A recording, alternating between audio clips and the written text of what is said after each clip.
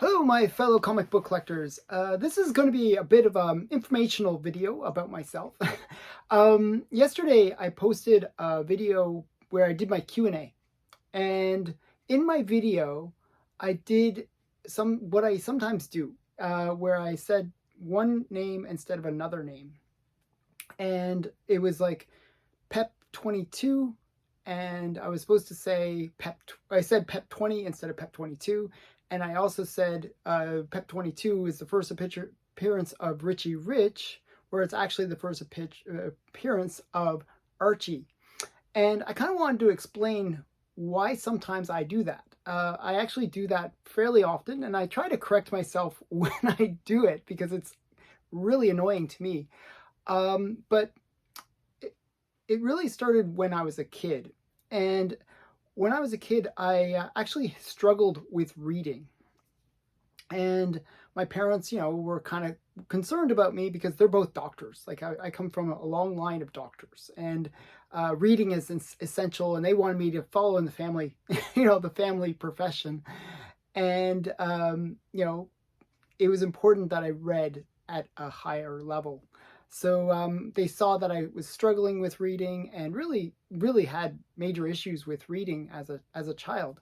That was part of the reason why they started buying me comics, because they thought, at least it's something simple. There's pictures and there's words, and it would be, something that I could read and enjoy, and it would get me into reading more. So, but they got me diagnosed, and they never told me what the diagnosis was or why I was going to meet these other doctors. But later on in life, I kept on struggling with reading, and I was always wondering what's wrong with me, because like sometimes I'll say something like I know the word, I have it in my head, but I can't say it, or I'll say the wrong word, or there's like times when I'm reading and I'll just read something completely different than what is in front of me. It also happens with names, especially if it's not a common name, where I'll mix up the letters or mix up the pronunciation. So there's like all these weird things that I do. And it was later, like when I got to high school. So I was struggling, especially like the worst was like when the teacher would get you to read in class. Oh my gosh, it was like so painful. Like people would be like groaning, like no, not Alan reading. Like it's just like so bad, because I'd read and it was just like I'd be struggling to read like out loud, because what happens is when I read, I actually can read fairly normally. Like I do struggle, but when I read out loud, all those other issues get mixed in, so it actually doubles the effect, and I just sound like a complete idiot. Like I can barely read, or I sound like a moron. So it was really bad. So I kind of was curious, why am I having so many issues? And so I was looking for my passport because I was going to go on a trip. And it just happened that I found a folder. Like my parents are actually very organized people. My dad had this filing cabinet with like folders, and it would have like our names on it, where we would have like our passports and all the stuff related to each of us as kids. And in my folder, there was my passport, but there was also this paper. And I was curious what some of the papers were. And I pulled out the paper, and it is basically this old diagnosis that I learned about, that, when I had gone off to meet those other doctors, and I learned that I was dyslexic. So all this time, my parents never told me, they never explained to me, hey, you have this issue, you can maybe do things to help yourself to overcome it. They never told me. That's the kind of parents I had. So, I found out in high school, and it was really kind of interesting because when I entered in high school, it was like in Nova Scotia, where I grew up. High school starts at grade 10. So I had gotten into this gifted program, and we had to do sort of like these book reports, like kind of over the summer, And when the teacher came back to me with my book report, they kind of said, "Oh, you're really struggling here. You got some issues. Are you sure you're right for this program?" So yeah, so you know, it was one of those things where I basically had to deal with dyslexia and being in this advanced reading, writing, math program, and it was a bit of a struggle. It was a bit of a struggle, and I ended up learning to cope with my dyslexia by learning a whole bunch of tricks. So what I ended up doing was I learned how to speed read. So what I would do is, and it did help actually. What I would do is I learned to speed read. So what I would do is read the thing before, like if I had to read something in class, I would read it, speed read it, and then speed read it a couple of times as I was reading the actual paragraphs. so what I could do is sort of self-correct and avoid those mistakes that I was making as I was speaking. But it was a struggle. It was really rough. And the other good thing about the program, because it was very demanding, like we had to write anywhere from a 5,000 to 10,000 word essay, 2 to 3 times a week. So these are long essays, and we had to write them all the time. So we had to do a lot of reading and a lot of writing. And because I, had learned these techniques of speed reading, also I would practice writing a diary. That was one of the advice that was given to me when they got those book reports, and they said, hey, maybe you should write a diary and, get better at writing.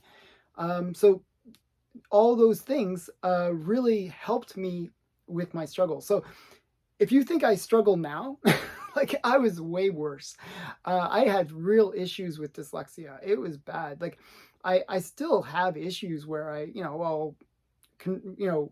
when somebody says a phone number or says a number, I'll flip it backwards sometimes. I'll often say the wrong name for things, even though I know the right name. Similar names will mess me up a lot.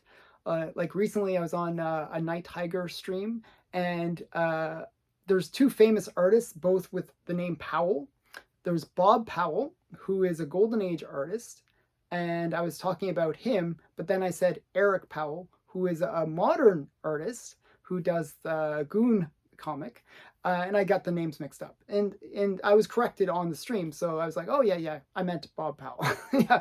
So I do know that it is that name, but in my brain, somehow it gets mixed up and I say the wrong thing.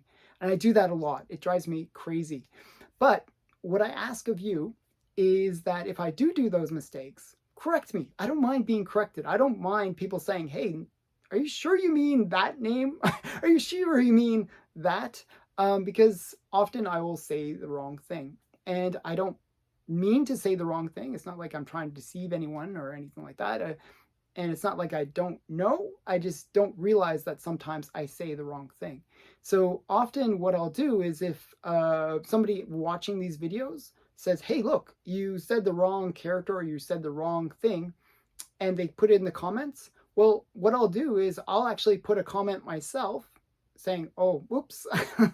But I'll also say a comment where I will correct it so everybody knows that what I said in the video was incorrect, and that, I want to put it out there that the correct information is, because I really do want people to learn from my channel. I want it to be a useful channel. And if I'm saying the wrong thing, well, that's not particularly useful. So I really do want this channel to be useful and people can learn from it. And bear with me with my struggles sometimes. So, I just want people to know about this about me. It's kind of an annoying thing more than anything. Like, it's not like I'm seeking sympathy. I don't want sympathy. It's not sympathy that I seek. I just want you to be aware that sometimes I screw up. It's like, it's what happens with me. And it's something that I've struggled with all my life. And sometimes it can be really annoying. Some of the things that actually kind of made me love the comic community is due to the fact that I've noticed that other people who enjoy comics also had some of the same problems that I had. Like, a lot of people that struggle with reading embraced comics, because comics in a way are a great medium, because you get the, you can, a lot of comics you can just read by looking at the pictures. And as a kid, I'd read a lot of comics by looking at the pictures. But it has simple word, things, so that you can sort of, if you're struggling with reading, it allows you to read, simple things and get a story, and then it can really get you enticed to read more.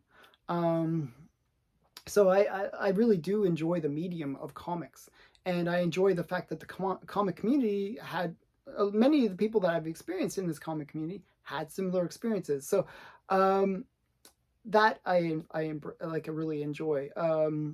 So this has been my struggle. I don't know if you have these struggles. Put a comment below, and misery loves company, I guess. It's like, so annoying. Our brains, why can't they just work properly sometimes? So yeah, so it's just something I wanted people to be aware of. Again, I'm not seeking sympathy. I just want people to understand that, these things happen. And I hope you enjoy the channel. I hope you enjoy the content, regardless of my mistakes that I make. It's one of those things. Thanks again for watching.